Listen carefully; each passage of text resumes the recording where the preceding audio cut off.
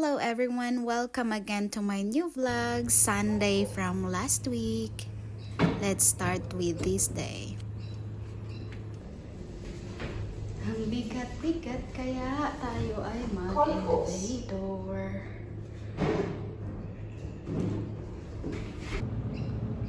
Bigat-bigat eh. Gatas pa lang, 3 liters na eh. Mainit, nice and sunny. Uwi muna tayo from church. Ito nga pala ang aking view guys, walking home. Green na green ano. Ang ganda tingnan. Tapos mahangin siya, nice kasi cool breeze. That is the view.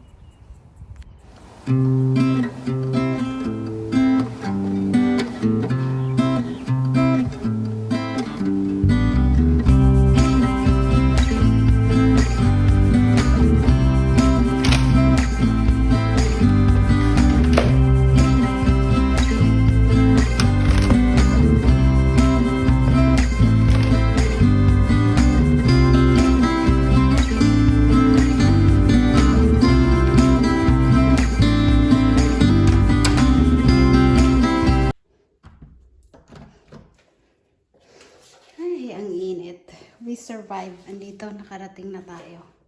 Ang init, pero that's fine. Ito na, guys.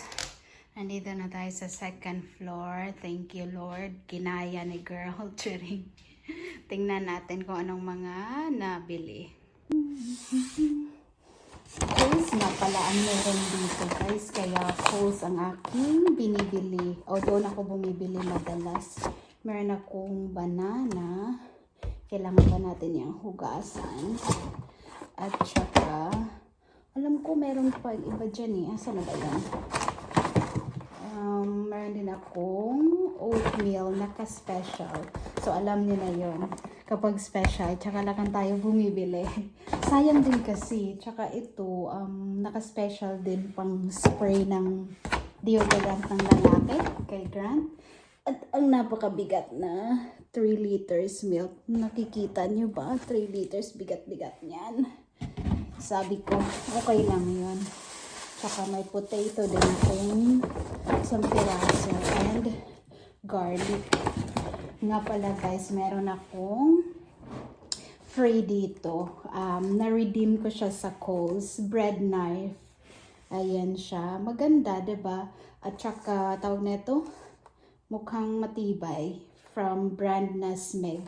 Na-redeem ko siya because maganda din ito kasi totoo talaga yung may ma-redeem ka sa mga products. Ang nakalagay nito is you have to have I think 35 or 36 knife credits, and then pag na-reach mo na yon, pwede mo na siyang i-redeem. So free lang siya.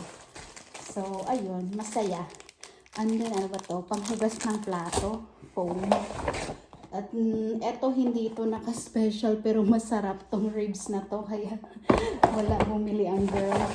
Meron din akong pork. Pang halo, sahog-sahog sa mga kung ano-ano man dyan. Tsaka maron din akong pechay, bok choy. Ang tawag nila dito, pechay yan. Basta, ano ba to? Biscuit. At itong drinks niya ulit. Dalawa. And yung kanyang Dare coffee. No sugar, pinili ko. Hindi naman yan siya magre-reklamo. Ito pala yung kasama pa sa saging na ating huhugasan. Tsaka meron ako neto kasi meron akong chicken pa dyan. Tsaka meron akong noodles for carbonara dati. Kaya bumili na din akong onion. Maluto natin kasi sayang eh. Ito pa, nakalimutan ko to ilagay sa kabilang bag. Ito, naka-special din tong Eclipse na to guys. Dalawa na yung binili ko. Ewan ko kung dyan sa atin sa Pinas, meron din bang Eclipse na purple, na grapes. Baka meron. Alam ko ganito, meron yung green. Pang pagising ko yan sa trabaho guys. Kasi pag inaantok na. tsaka Advil kasi minsan masakit yung ulo ng isa.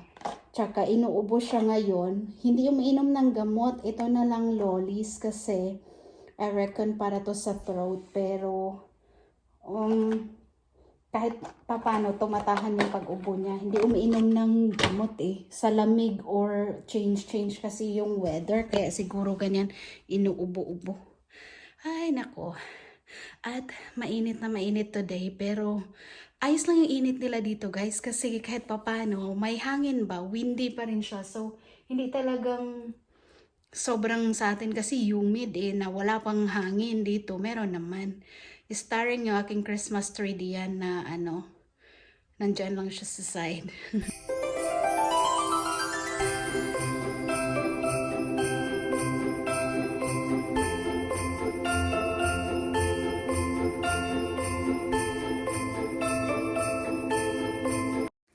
Lutuin natin itong carbonara nga pala guys. Since may nabili akong carbonara sauce, maliit lang kasi konti lang yung plano kong lutuin. Let's see kung paano ito mag-turn out. Sana okay naman.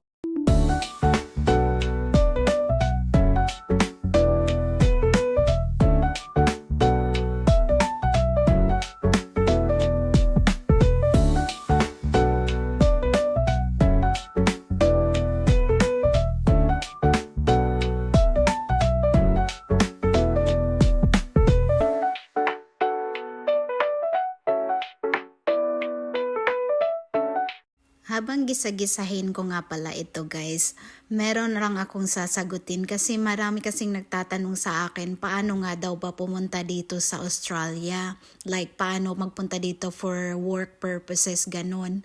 To be honest, wala akong maisagot na sakto kasi wala akong information about dun eh. Kaya sorry po ah. Sa akin kasi, when I first came here, naka-tourist visa ako kasi to check nga muna if magustuhan ko ba dito. Pero kasal na kami ni Grant sa Pinas. Kaya ako, naka-partner visa na ngayon.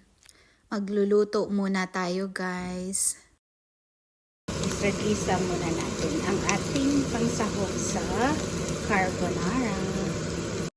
So, tuloy ko yung about doon, paano pagpunta dito guys, So, ako nga kasi naka-tourist visa noon. So, maswerte lang din ako. God bless talaga sa lahat ng mga tumulong, sumagot sa mga question doon sa may nasalihan akong group chat na mga Pinay din na naka-tourist visa, naka-partner visa and all at student, kung ano-ano pang mga visa nandoon. So sila talaga yung naging para bang way ni Lord na matulungan ako kasi wala naman akong idea from the start. So ginather mo na yung papeles doon sa Pinas, ang daming kailangan, ganon. Pero madali lang siya kung iisipin, kaso sa sobrang dami ng need i-prepare, minsan nakaka-overwhelm din. Kaya maganda yung my group support na nasalihan kung ganon. Thank you talaga sa lahat ng matutulungin doon. Sina Sis RX, if ever nakakanood ng video ko, shout out talaga sa inyo Sis Love, Sis Divina, Sis Chris, at Sis Doris, nung nandoon pa rin siya sa group. Isa sa mga very helpful. Saka sila, basta marami, hindi ko na mabanggit yung iba. Sobrang helpful ng mga tao sa group na yun. At ang nakakatuwa lang kasi yung goal is tulungan ang isa't isa. Kasi nga, hindi naman sa yung parang mag-iinggitan, ganun kasi yung culture sa atin which is nakakasad, the reality, diba?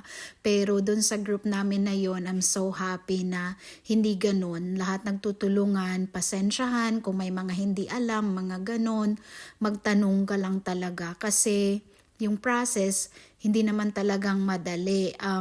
Kailangang double check, triple check lahat ng mga papeles just to make sure na okay pagdating sa immigration. And then, ayun, sa awa ng Diyos na kuha naman natin ang visa kaagad ng tourist. And then, hindi naman siya bawal na from tourist mag-switch to partner visa.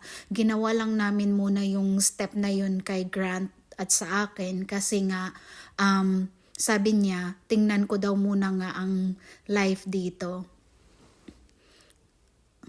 Kasi maayos naman yung trabaho ko sa Pinas guys kahit paano, 'di ba? Pinalad naman tayo sa trabaho doon. Yun, balikan muna natin tong aking niluluto. Yung kaibigan ko kasi sabi niya, sarap daw lalagyan ng cubes, konti lang na cubes. Lagyan lang din natin ito. Pampa-improve na lasa. Anyways guys, ayun, after nung nag-wait muna kami, pagdating ko dito, nag-wait muna kami na mag-gather at makumpleto lahat ng papers. Tsaka ko naman inayos unti-unti yung pang-partner visa. Same thing, very helpful pa rin sa akin is yung nandun sa group chat na yun na nasalihan ko. Pakabait ng mga nando doon. Sa mga may need nga pala magpa-assist guys, yung isa kong friend, nag-help na siya na mag-assist. Pero of course, with fee. Kasi syempre, hindi madali yung proseso guys. In case na kailangan nyo talaga ng help, talagang kailangan nyo ng help na talaga na hindi nyo kaya i-follow yung mga step ganon.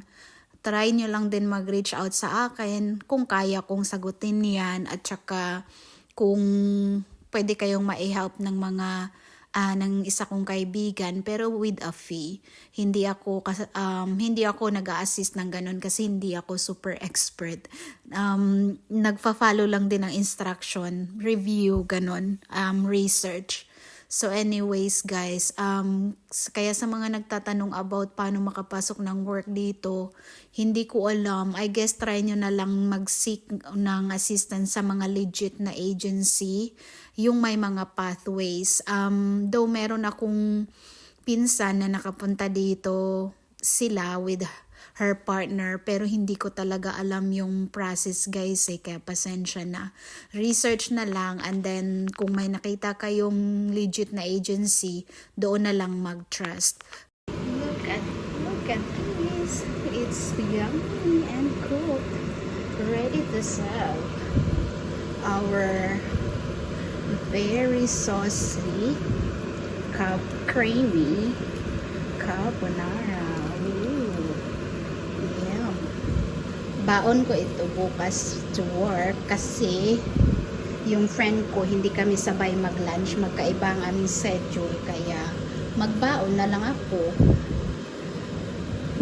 kasi wala akong kasama lumabas. So ready na ito for tomorrow's lunch. Ang dami niyan. Ililigpit ko na lang din iba for my other meal. Yummy, yummy. My Monday cooking. Time to work. Tuesday work. Let's go. Work muna tayo. Today is Tuesday. Office day. Let's go.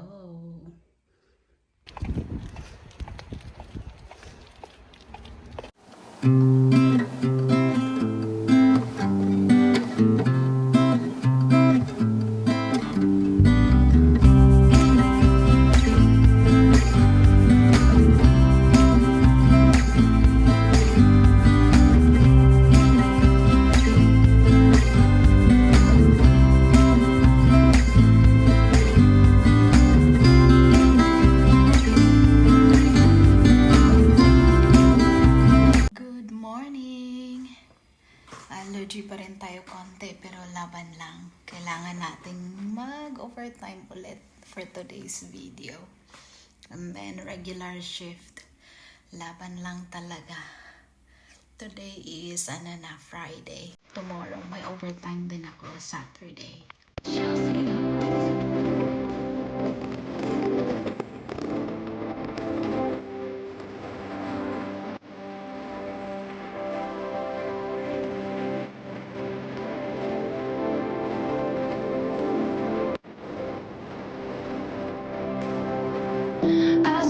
So, good morning overtime na guys. Hindi na muna ako nakapag-video.